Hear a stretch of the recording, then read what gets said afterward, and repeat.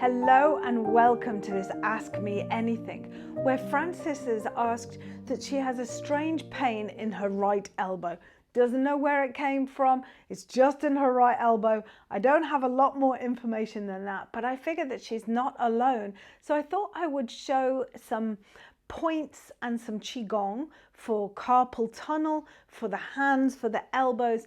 And often pain that appears at the elbows is due to stiffness in the hands or stiffness in the shoulders, not allowing the blood and the energy to flow. So we're going to do some acupressure and we're going to do some qigong, talking about, maybe I'll throw in some food as well, about helping with blood flow. So often pain happens either because there's a blockage, muscles can get knots, muscle fibers are supposed to lie flat on each other, but during stressful times or injuries they can become ripped, and when they come back together they come back as knots, they don't lie flat, and in this way this can make obstructions to the energy and the blood flow. Also, when you're low in energy, this can also mean that the blood doesn't flow properly and the qi doesn't flow, and this also can bring you pain. And that's what we want to do. We want to be kind of pain-free and mobile, because an active hinge never rusts. So if we can keep things moving, it's for the best. Sometimes when we get pain in an area such as fingers, wrists or elbows, we resist moving that because it causes more pain. But then that creates a catch-22 situation, because the lack of movement means that the blood, the synovial fluid and also the lymphatic fluid, it doesn't flow and actually help the healing. So I'm going to show you gentle and easy moves to do. Remember, always 70%. Love your body, respect your body, and connect with your body, all right? It's not just about bashing it and beating it into submission. We have to listen to it. So first of all, let's start with the shoulders, because lots of people get lots of tension in the neck and the shoulders. You've got a problem, it gets stored up here. This is how emotional problems can become physical problems. So what I want you to do is take your hand, hold your elbow so we don't bring more pressure, and hold your shoulder and just squeeze and release. Squeeze and release. You should be able to feel with your fingers at the back of the scapula, of the shoulder blade. I just want you to use your fingers to massage through here. This is the triple heater, small intestine and gallbladder meridian we're working here. So squeeze, release, squeeze, release, squeeze, release. Let's do that the other side. Holding onto the shoulder, feeling into the top of the scapula, top of the shoulder blade. Use your fingers, work it in there, and squeeze and release, squeeze and release, squeeze and release. You're helping the blood flow. You might feel it in the side of your brain, you might feel it in your temples, you might even feel it in your elbows. And then we're going to do a little bit of tapping. Wobbly hand, tap on the shoulders. Again, increasing blood flow. And the other side, tap in the shoulders. Very good. Now let's come to the hands. Shake them and shake them the other way. Let's tap, tapping the side of the wrists together. This is the small intestine. Remember, the small intestine flows up the inside and over the back of the shoulder blade. So this is the small intestine meridian we're stimulating. And now let's stimulate the heart protector. Tapping heart protector 7 at the heel of the wrist, helps to lift the spirit, helps to boost metabolism. And now large intestine 4. Large intestine 4, I'm going to show you exactly where. That's the webbing in between the index finger and the thumb. And let's just tap between there. Let's just tap. Increasing blood circulation, lymph circulation, and with the fingers, just massage and pull the fingers apart. And now hold them together and circulate.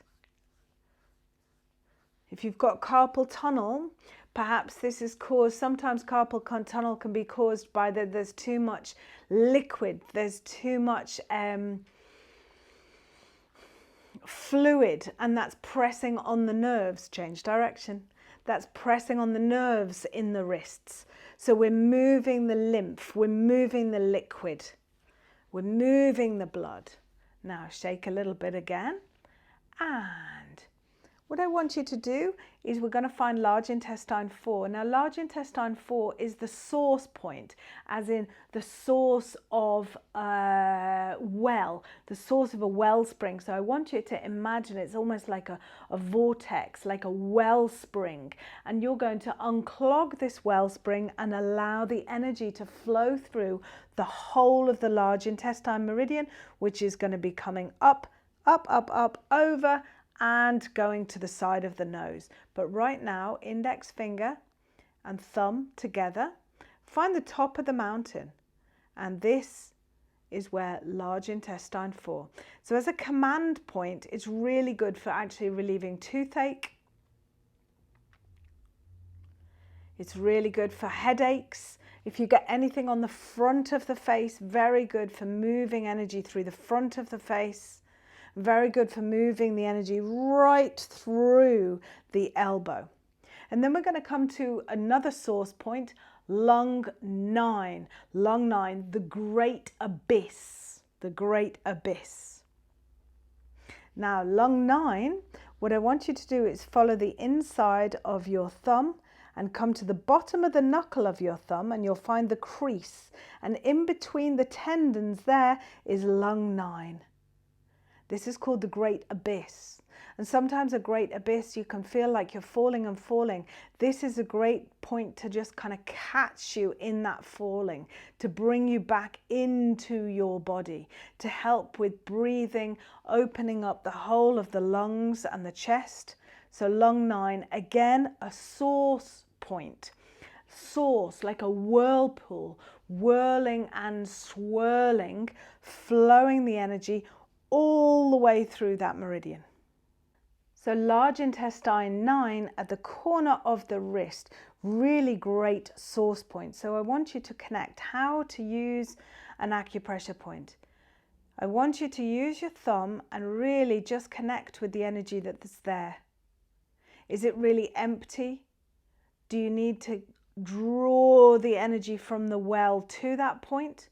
Or maybe it feels really stuck and solid and you need to move the chi through that source point. Connect with your thumb, connect with your energy and flow it into that point and get the energy moving right up through the elbow, right up through. You've got two hands, let's do the other side. So large intestine 4 first, we'll go to that mountainous bulge. When you put your thumb and your index finger together, this is large intestine 4, pressing on here. As I said, this is a source point for the whole large intestine meridian, which travels up on the muscle on the outside of the elbow. So we're massaging that, feeling how this is the great release. This will really, if you're pregnant, don't do this point because it will really release things from the abdomen and really get the blood and the energy flowing. Again, it's a source point. So imagine that vortex of energy now going into the whole meridian, up through the elbow and up through the shoulder. And now let's go to the lung source point, which is lung 9. So we take the outside of the thumb and we come down to the bottom, the base of the thumb, and we just follow it and fall into the crease. So fall into the crease and you're in between the two tendons. And I want you to really connect now. Take a breath. You probably feel it pulsing. You don't want to push too much, just connect and imagine the energy is flowing now right up through that elbow.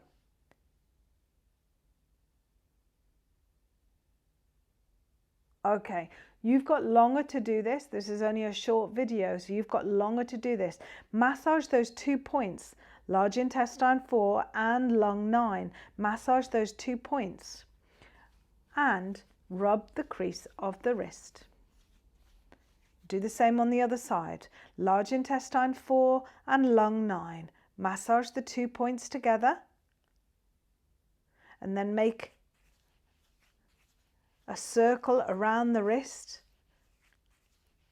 and move the energy and the blood through those points.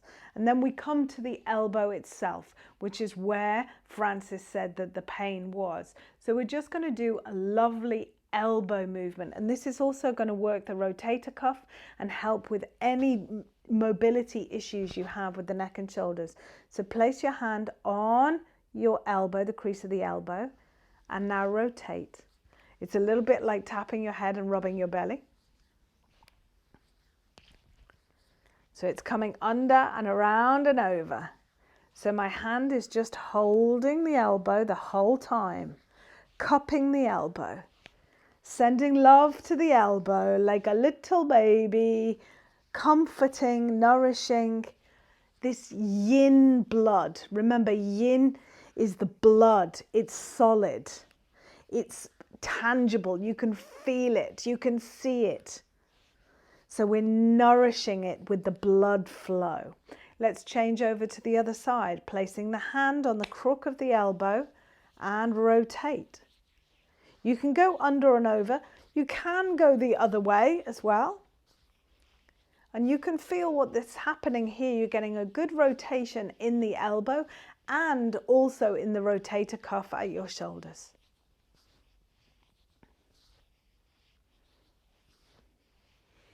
And a little bit of a shake. Inhale, bring the energy up to the chest. Exhale, push out to the side. Fingers facing upwards. Fingers facing upwards. Now exhale, fingers face downwards. This is fantastic for chi flow, carpal tunnel, painful wrists. Hands up. You can see that there's a slight bend. I'm not kind of overly extending. There's a slight bend in the elbows.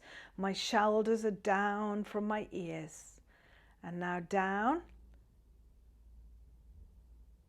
This is really flossing the nerves as well. Really extending all the ligaments and the tissues, opening them and extending them,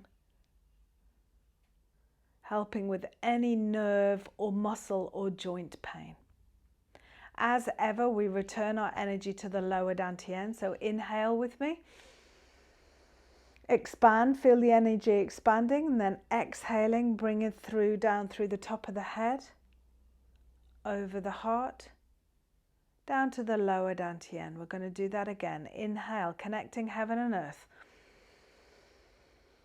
Exhale, imagine you're pushing the energy down now. Push it down through the head, through the heart, down to the sexual organs. One more time, connecting with the energy centers. Inhale, exhale through the upper dantian, pushing down through the middle dantian to the lower dantian.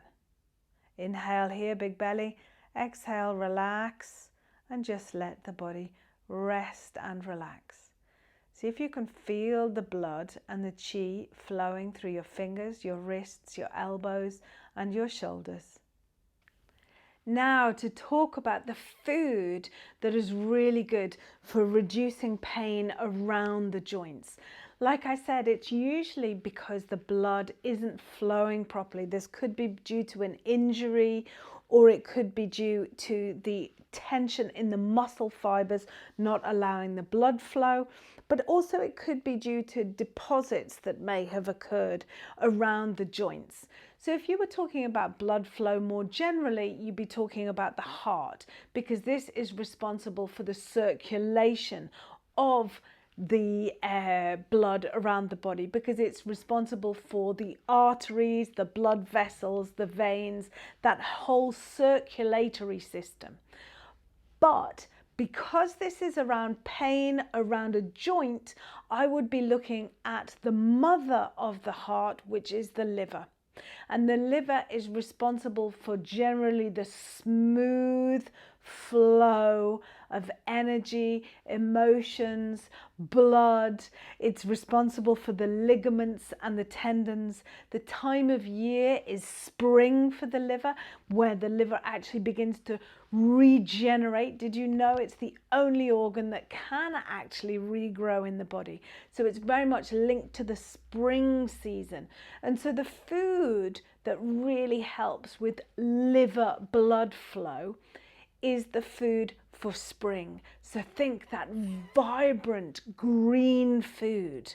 So you'd be thinking kind of kale, the spring greens.